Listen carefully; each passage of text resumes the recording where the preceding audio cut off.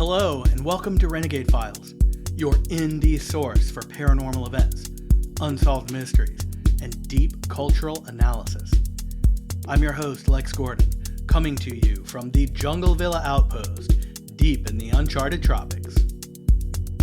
This is Renegade Files, episode 126, World's Fairs, Part 2, Destruction, Remnants, and Alternative Theories. First of all, sorry about that editing mistake in the last episode. I repeated a 4-minute part in the Wild West segment. My bad. Only human. I fixed it at about 11 a.m. the next day when I realized it, but if you were one of the first 300 or so people to open it, you got the mistake. If you see the correction note in the description or in the show notes of that episode, then you have the new one. If not, you could remove the download and get it again, or refresh your podcast app depending on which one you listen with and get the fixed one. There's no need to, if you don't care, and it wasn't a huge mistake, just kind of annoying on my end because I did catch the mistake when I was editing the episode. I just failed to delete it before I uploaded it. But it's fixed now. I just wanted to mention that, so sorry. So now we dive into part 2 of the World's Fair series. In this one, we'll look at the destruction and dismantling of the World's Fairs, what was left behind for us to analyze, and some of the theories that attempt to make sense of the official stories and timelines. If you landed here and haven't heard part 1 yet, just go back to that episode and check it out first, just to come up to speed with what this story is about and with what we're dealing with here. If you're ready for part 2, here we go. So part 1 of this part 2 is the deconstruction. In part 1, we compared and contrasted the wide gulf between what was, at the time, a society of permanence, so the opposite of a throwaway culture, and the seemingly contradictory and costly construction of elaborate yet temporary cities that, without fail, lost millions of dollars and were then systematically destroyed. So that was the comparison and the contrasting of the first episode. There's a disconnect there. And before we get going, let me just say, if you like these shows and you want to help me keep doing it, join the Renegade Files Agency on Patreon, and you can unlock exclusive agent-only bonus episodes, secret dispatches from me, and the Dark Intel Files, which is all the research and photos from every published episode. If you believe in digging deeper and keeping truth alive, then join me at patreon.com/renegadefiles. There's a link in the show notes. And for less than you tip a server for a single meal out, you can become an RFA agent today and help me keep making these episodes. Thank you if you're already an RFA agent. You make this show work. So this show is going to be a little bit looser because I'm not going to write out every word of it and read it back. I'm just going to sort of go through my notes and my bookmarks and approach it that way. It's the same information. I've just got all the research sort of collected here. So it might take a little jumping around here and there. Once again, this episode is very visual, so if you've ever thought about joining the Renegade Files Agency on Patreon, this is the time. All of these pictures are in there, and you really have to look at the pictures to do it justice. For instance, when you look at the California Midwinter International Exposition in Golden Gate Park, those buildings, it's essentially what you're looking at there. It looks like a small European city. It's phenomenal. Streets, full-grown mature trees, landscaping around the lakes. You can tell, if you've ever done any landscaping, the difference between freshly installed landscape and mature landscape. What we're seeing time and time again in these photos of what was claimed to be temporary World's Fairs is mature landscaping on a level that you don't just slap up in a few months, because it takes time for trees to acclimate and grow and sort of fill in, and it doesn't look like new landscaping. That's just one more thing going on here. These do not look like thrown together events. There's night illumination. There's huge reflecting pools. It's just, once again, over and over and over, the World's Fairs of the late 1800s are shocking when you see them. One of the biggest was the Omaha World's Fair, 1898. Large paved plazas between full giant classical scale architecture buildings and ponds where you could take a gondola and fly all around the grounds. Huge statues. All of it temporary and torn down. So these buildings were built in record time, according to the official narrative. Hundreds of vendors filled them, millions of visitors, and almost all of them resulted in extreme financial loss.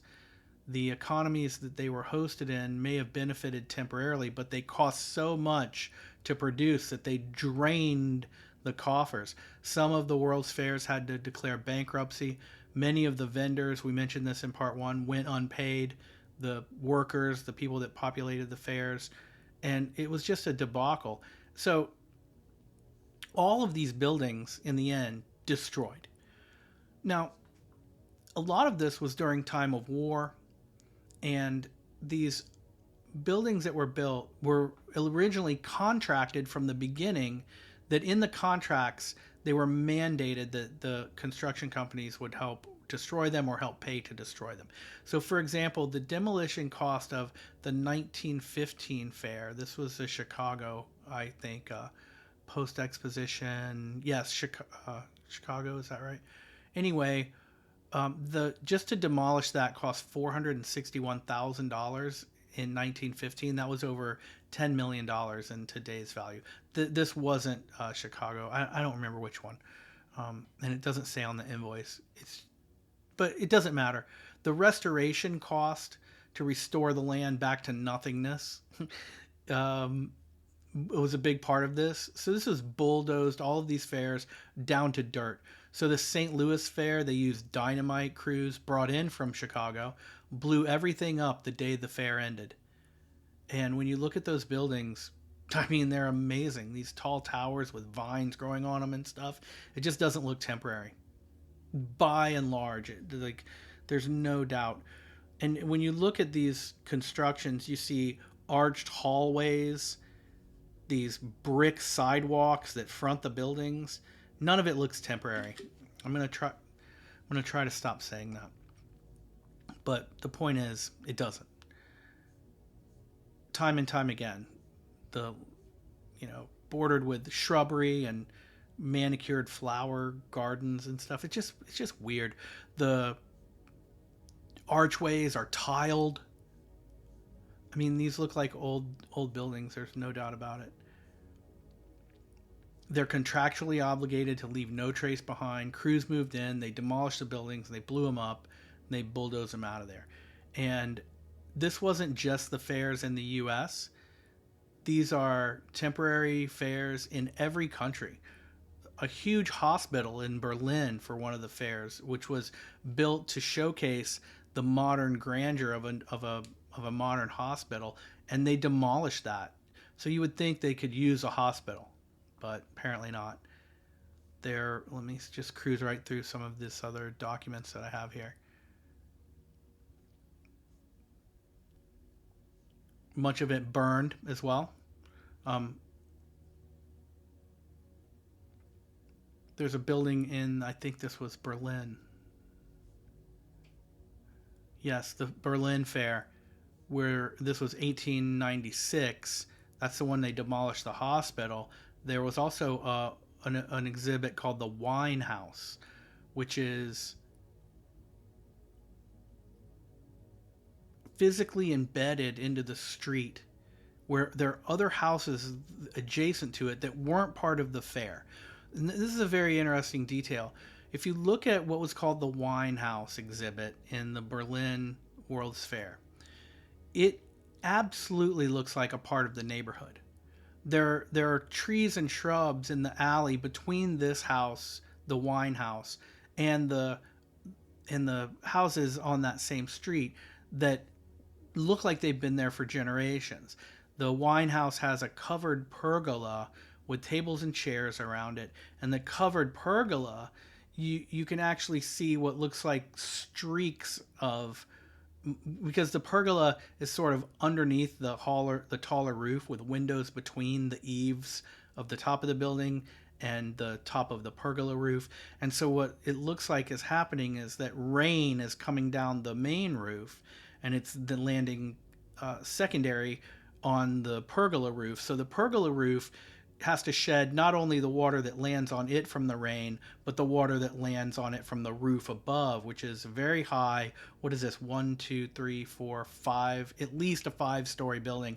And the bottom 2 stories look twice as tall as the top 3 stories. So it's a very tall building with a very high pitched roof, a window that has this ornate carvings around it, 3-dimensional, just phenomenal. But because that pergola roof looks like tile, it has to shed its own water and the water from the roof above. So what happens is that's a lot more water that courses down there. So the top roof would drip over time, where, you know, if the bottom roof was by itself, it would have dried from the sun. And so what ends up happening is the bottom roof like that on a building ends up being streaked, where there's more or less water in this or that area because of the terrain of the roof above it. So what happens is it mildews in places that a roof that was standalone roof wouldn't. And you see that effect on this building. And this building was part of a World's Fair that was only open for several months. That type of streaking and mildewing takes years to occur, and it just doesn't make sense. So we're going to move into the exposition at Paris. These buildings that were quickly torn apart, huge arches, and you can see in the photographs as they were destroying them what looks like rebar sticking up as the top floors are being dismantled. And when you see the sort of cross section of that, you're looking at solid stone. And when you look at the ground around it, once again, huge chunks of rock, basically stone that the buildings appear to have been made from. These do not look like the destruction of something temporary. There's a picture of the Grand Dome here, and the destruction of it employs its own scaffolding so the workers could get up there. And the debris on the ground, there's boulders that look to be 7 to 8 feet tall. And how do you get that if this thing is just temporary plaster? At the Brussels International Exposition, that was 1897, buildings were toppled as soon as the event was over. And the same thing happened at the San Francisco World's Fair. They pushed them over, basically. What they did is destroy and cut into the foundations so that they could topple the building, and then once it crashed, then they would clean it up. This is a pretty efficient way to tear down a building. You let gravity break it apart, in other words. So there were electricity stations there also in the, let me get it right, San Francisco World Fair. Also, all of those basically power plants were taken apart and torn up and salvaged for the people that lived in the area. Time and time again, we see a trend. And the trend is that the buildings that weren't demolished or dynamited, they were destroyed with fire. And a lot of them were said to be sort of accidental fires. One of the most famous is the 1851 fire of the Crystal Palace in the London's World's Fair. So that was a huge greenhouse. And when I say huge, man, I don't know how big it was. I would venture to say that you could fit 4 football fields in there, American football fields. This is a gigantic steel and glass structure that looks anything but temporary. But the fire that burned it down reportedly burned so hot, abnormally hot, that streams of melted glass oozed out down the sidewalks from the building. And then once the fire had destroyed everything in it and had broken and melted all the glass, what was left was the steel structure. And so they didn't salvage that and rebuild the building. They tore it down beam by beam. And it looks like the pictures of its destruction look like gigantic sort of tinker toys piled up on the ground. Amazing. There was also a Crystal Palace at the New York World's Fair, and in 1858 it also burned down in a fire that was very reminiscent of the one in London. I think they said that that burned down because of out of control fireworks, was a quote that I'm reading in an article on chemtrails.substack.com. And this is the Substack of Agent 131711. That's the person's name. And I have to give credit where credit is due, and I'll mention it again later, but a lot of my research comes from his articles. He's collected tons of pictures and sort of displays them in order with his own commentary, and has done a lot of work. So shout out to that Substack. Check it out. Cruising through some other articles here. The Missouri Exposition, magnificent pavilion that went up in flame, also couldn't be saved. The pictures of it are so grand. The Philadelphia's World Fair fire was so extreme that in addition to burning the fair down, it also burned down 2 adjacent cities. Sort of got out of control. The Chicago World's Fair, very famous fire. The entire World's Fair, the White City as it was called, the whole thing burned down, all destroyed by fire. The same fair featured a massive 35-track train system. When you look at it, it looks like Grand Central in New York. It's amazing. It was the biggest train track system in history at the time. The inside view of the station shows polished wood rails, Corinthian columns, tiled walkways and floors, elaborate staircases, arches for the doorways. I don't know how high that ceiling is. I'd say the ceiling is 50 feet high on the interior. Would have to be. But that building also burned down. That story is kind of interesting, and so I'm just going to give you a little part of it. Apparently what happened was a security guard saw the fire and tried to sound the alarm, but it didn't work. But the building had 5 fire alarms in it. So he ran to the second one and tried to sound the alarm there, and it didn't work. And he eventually tried to sound the alarm by pulling all 5 of the fire alarm devices, but none of them worked that day, which seems a little rich, right? And what was left of it, they just carted it away. They burned the thing to the ground. None of the fire alarms worked. None of the fire department came until it was far too late. Because of that, the entire building burned down. And this was the railway station of what was the largest railway track in the world at the time. And not only in the world, but that had ever been built in history up to then. And they burned that building to the ground. The security guard tried to sound the alarm, but 5 fire alarms didn't work. No one showed up. The thing burned down, and that was that. The tower of Dresden District Heating Station, not associated with the World's Fair. It also caught on fire because of the proximity to the power station, or to the train station. So one thing that's pointed out in one of the articles is that you would think that if these events were systematically financial losses, that, and you're talking millions and what would be the equivalent of millions of dollars, tens and twenties and hundreds of millions of dollars today, millions of dollars then in the 1800s, phenomenal. You would think that if the first several were financial failures, that the lesson would be learned and they would stop doing it, but they didn't. So what happened is you have one of the first ones, 1819, the Paris, France exhibition. This would have been the 5th World's Fair that they did. Then in the 1820s, you have 2 in Paris, 1 in New York, the one in Sardinia I mentioned in the first episode, and several there. Then in the 1830s, you have 4. That would be Turin, again Paris, again Piedmont. 1840s, you have Genoa, Birmingham, the UK, 1 in London, another in France. In the 1850s, they really crank it up. There's 1, 2, 3, 4, 5, 6, 7, 16 in the 1850s. There's at least that many in the 1860s. I'm not going to count them. I'd say between 16 and 20. By the late 1880s, I'm going to just guess and say if that's 10, maybe 70 different ones.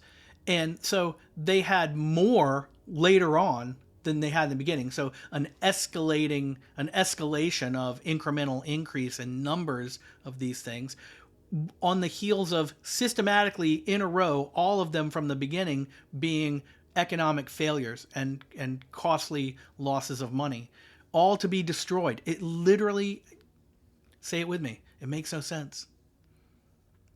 I mean, you can't even count it. I'm not going to bother counting those. But anyway, this is like a worldwide phenomenon. There's no possible way that every fair that you explore becomes a financial disaster, loses money, and ends either in fire or dynamite, and they get rid of it, and it accomplishes really literally nothing except some temporary entertainment for a handful of rich people, and that they all end in mud and destruction. It makes no sense. I said it again, sorry. Okay. So as we cruise through here, let me just pull up a couple more articles here. I mean, it's a joke, man. It really is a joke when you see some of these. You have to jump into the Renegade Files Agency on Patreon, and you have to look at these pictures. You can do it for free. Just pick a tier, sign up for the free week. You have a whole week to look at them, and then dip out if you want. I just want you to see them. It's phenomenal. These are cities. These are not temporary buildings. I'm just telling you. I can just look. I can use my eyes and ears. What is it that ends the book 1984? Disregard the evidence of your eyes and ears. That was the final command of the agency or what have you.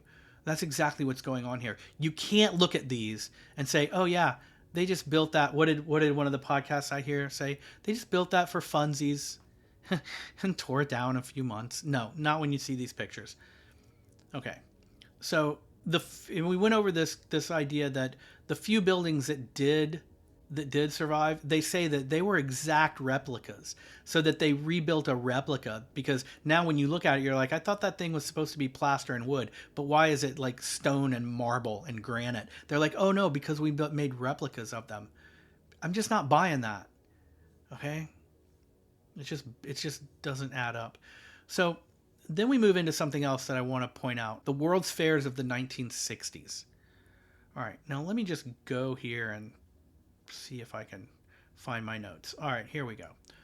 These relatively new iterations, I just want to be clear here, of what were also called World's Fairs. So like, New York 66, San Fran 64, that kind of thing, or whenever they were. These are not part of this story or of these theories. Those events that were set up and perpetrated in the 1960s, they fall far more into the realm of realistic expectations for such an event when placing them within their own time frames, cultures, and within their own contemporary technologies, let's just say. In fact, a photo record comparison of the modern 1960s World's Fairs and their counterpart original 1800s fairs actually reinforces the point that the Victorian-era World's Fair constructions simply adhere to no perceptual logic. Right? Now, the Substack I mentioned before, there's a Substack article by that same person who is Agent 131711. That's his Substack. It's called chemtrails.substack.com is where you can find it. So he has an article that's called Demolishing the World's Fairs, the most fascinating event that never happened, or something like that. Dynamiting history. And if you go there, he does a really good job of comparing the photos of the new World's Fairs, so the ones in the 60s, to the ones in the 1800s, the Victorian era. And once again, thank you to him for the deep research and the work he's done on the subject. Check out that Substack and support him there. You can also see these photos in the Dark Intel files. I'm going to do kind of copy his comparison somewhat, not to the degree that he does. But anyway, the point is, comparing those photos or just looking at the old World's Fair pictures reveals a sort of shock value contrast between the level of sophisticated design and creation we see in the older fairs and the ways we approach the same things in the previous 100 years. Just the two things just don't line up. And that's just the truth. There's no way. So it's just the way that things are. In the 1960s, they did, I guess, two more, one in New York and one in Washington, and they were supposed to be exactly like the old fairs. The organizers promised that they would be the most amazing event, rare glimpse into the past, walk through the 1800s, all that. But when you look at those fairs, they just didn't pull it off. It literally looked, the pictures of that literally look like the county firefighters fair came to town. Tents, inflatable roofs, these cheesy like balloons and stuff. It's ridiculous.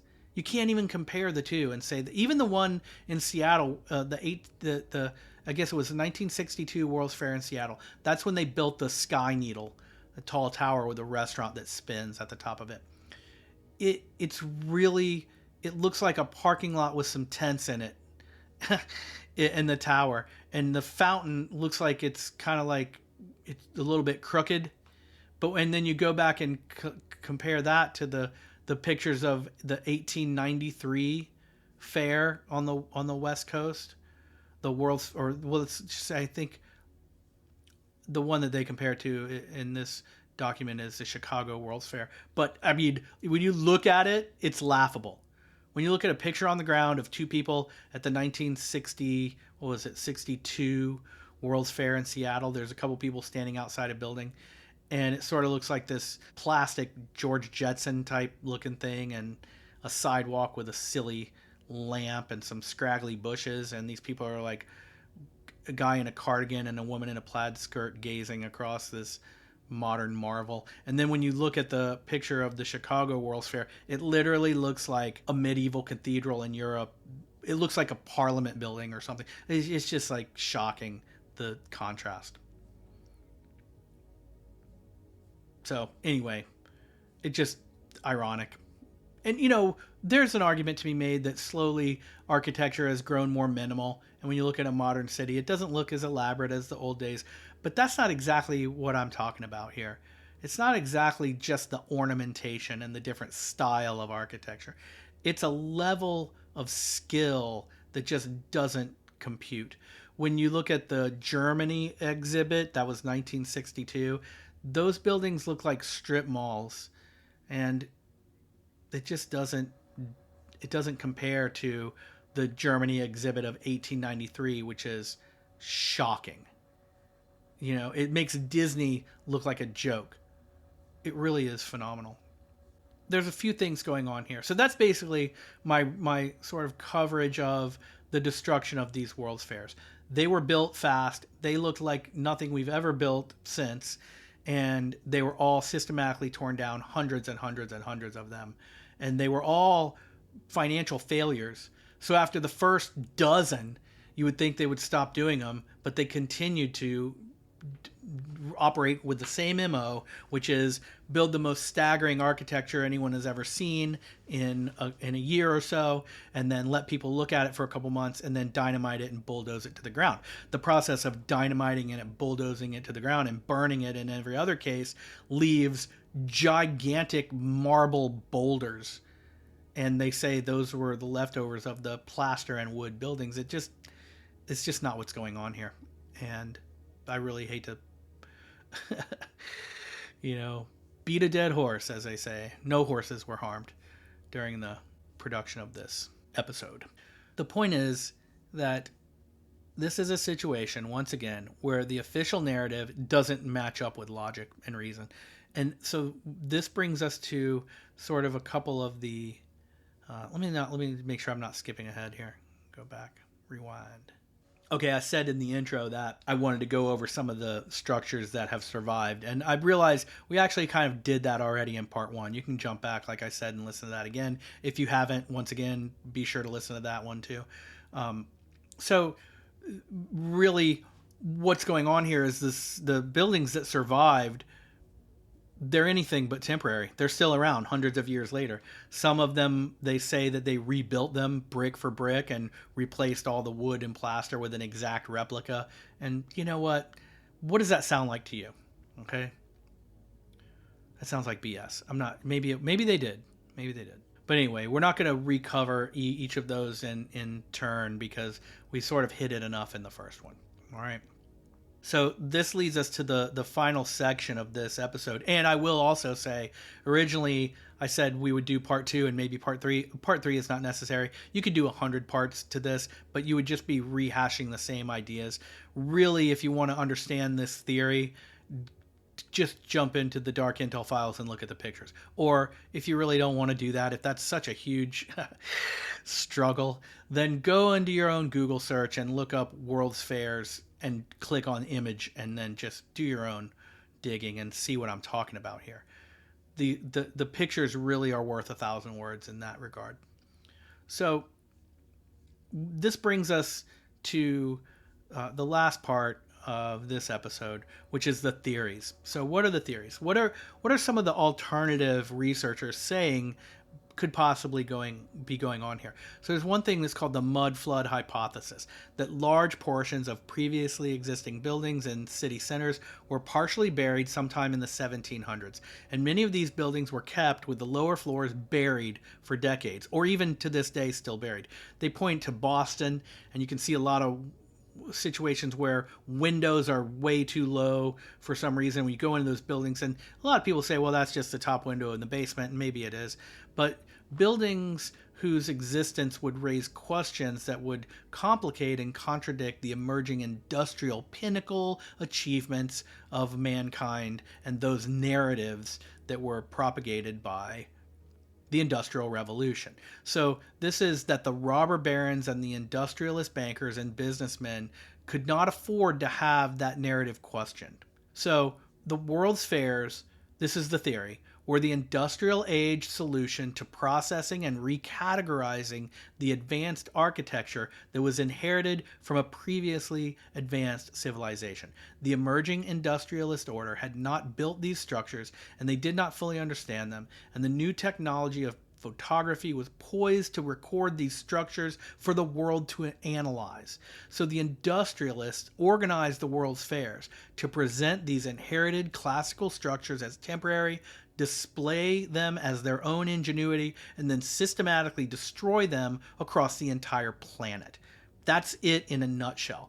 Now, there's offshoots to this theory, one of them being the mud flood hypothesis, that there was some kind of muddy flood that filled everything up with mud and that buried these cities, and that when they opened the World's Fair, they were excavating them back. Now, that's a little bit of a stretch for me, because I would think doing that work would be harder than building them. You ever had to clean something? What's harder, serving dinner or cleaning up a pot of goulash you dropped by accident? There's certain things that just don't fit that narrative logically as well, just like don't fit the official story logically as well. And I'm just here looking for the truth. What it is in this case, I'm not sure. It's mind-boggling.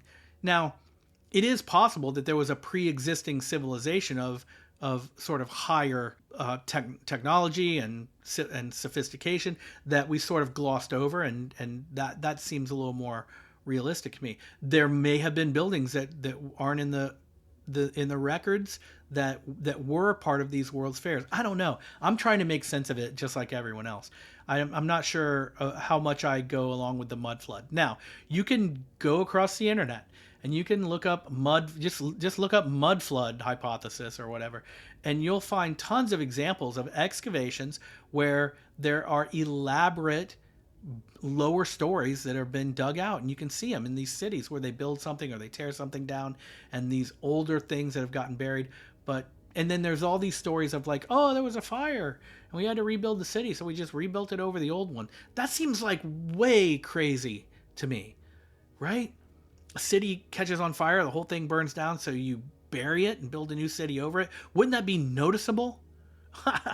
I don't know. I mean, there's examples of it. There's tunnels under Seattle, and that's from the old Seattle that got covered over, and I guess Chicago too, and New York and parts of other big cities where the the older city is underneath the newer city. It's a weird thing, but maybe this is something that was more systematic and had more of an agenda to it than just recovering from an accident.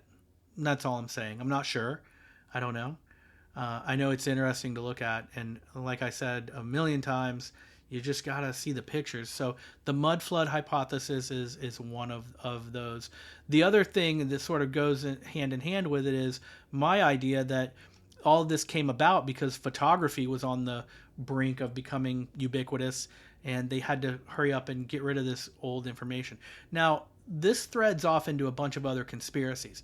I mentioned in the first episode the sort of manifest destiny that was championed by industrialists and the Smithsonian Institute of the early expansion of America.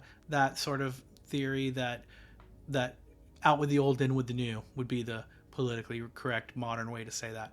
Now, it's possible that what we're dealing with here is like a combination of things. It seems unlikely to me that a flood that brought a lot of silt from somewhere buried every city in the world, and that we decided to have World's Fair, so we dug them all back out to show, like, why dig them back out if you want to get rid of them? That's just, I don't know. I guess to get rid of them once and for all because an archaeologist might find them. I'm really not sure. It just seems a little unlikely. Now here's the other thing. I haven't done huge deep dive analysis into the possibility. Just looking at it just from a real layman's glance, it just seems unlikely. Maybe in places, okay? But it just seems that there's far too many of these fairs for a flood that carried mud to bury all of them. I don't know. Maybe. But what does seem possible is that they just sort of inherited the architecture and built the fair around it. It's, they tell us now that they constructed them in a matter of months. What did they tell the people then? Well, we're just going to have a fair. I don't know.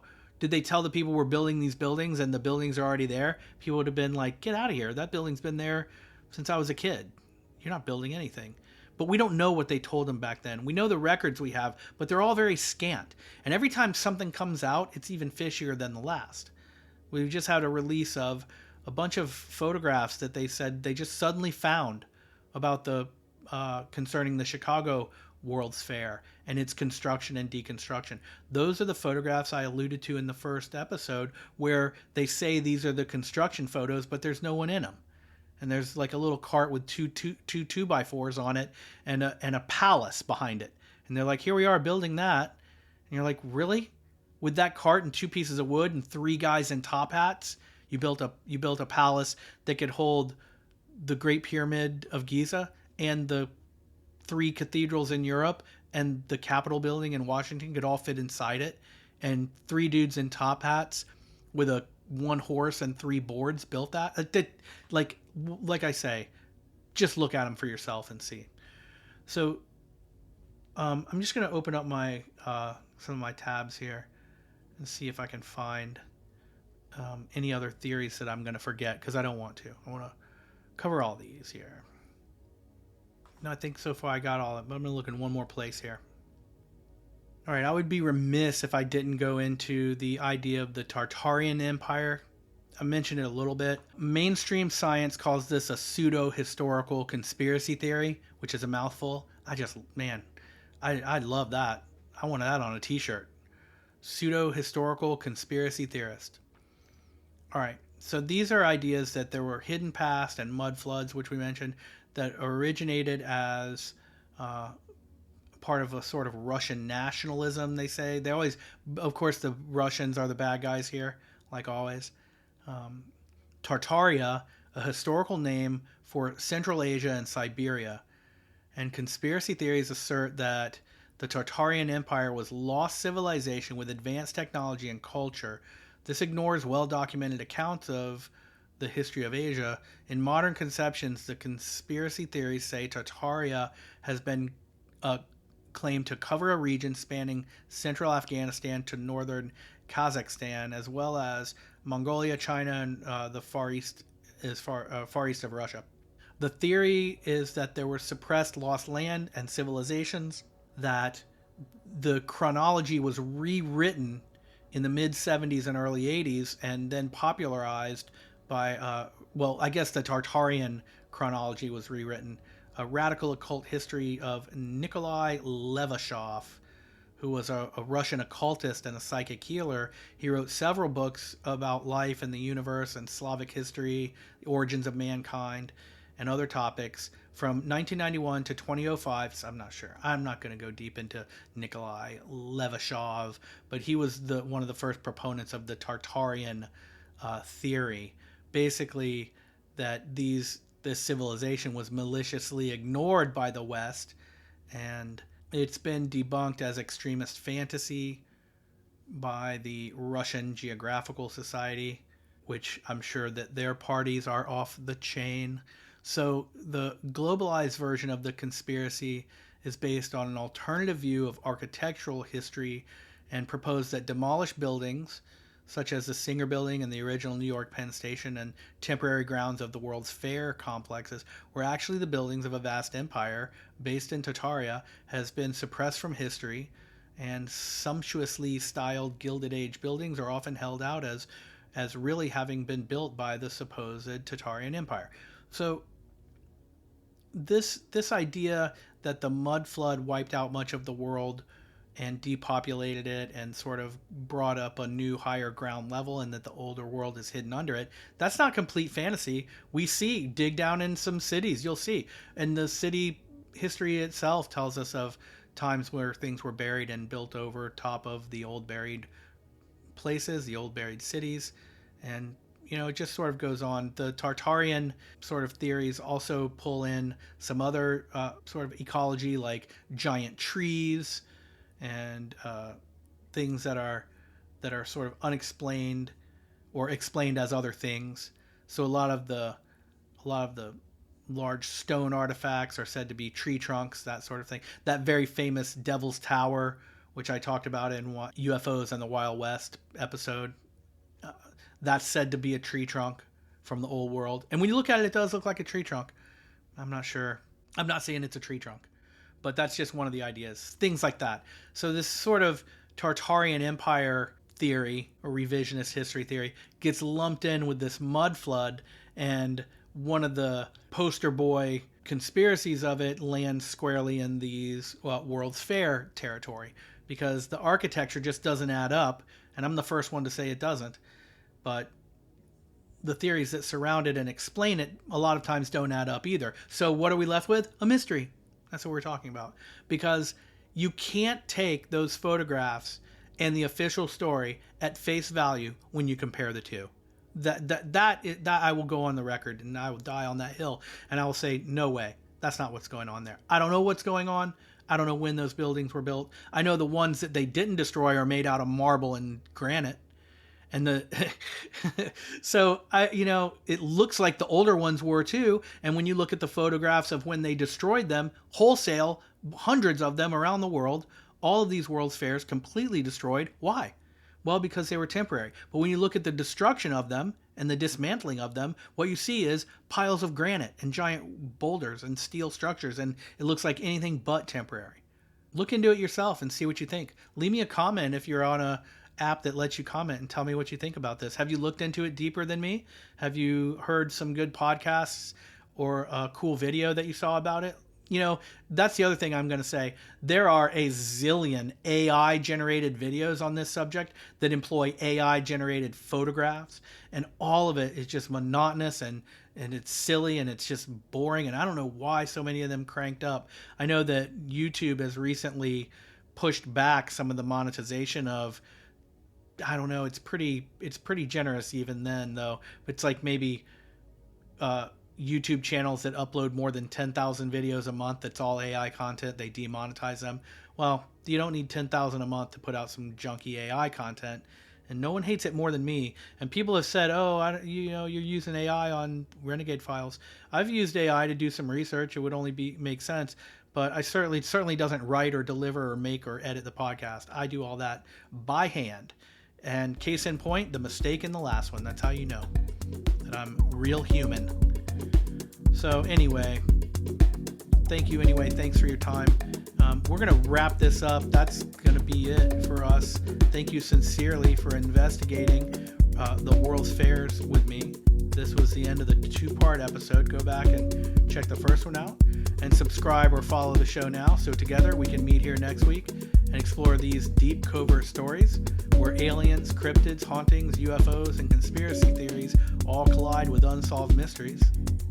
I am so glad to have you in the Renegade Files crew.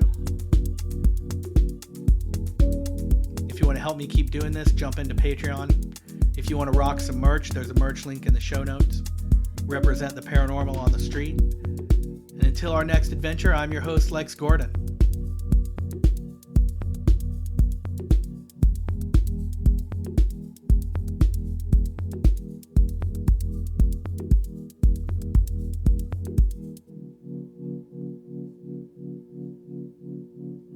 Stay wild, stargazer child. Stay wild, stargazer child.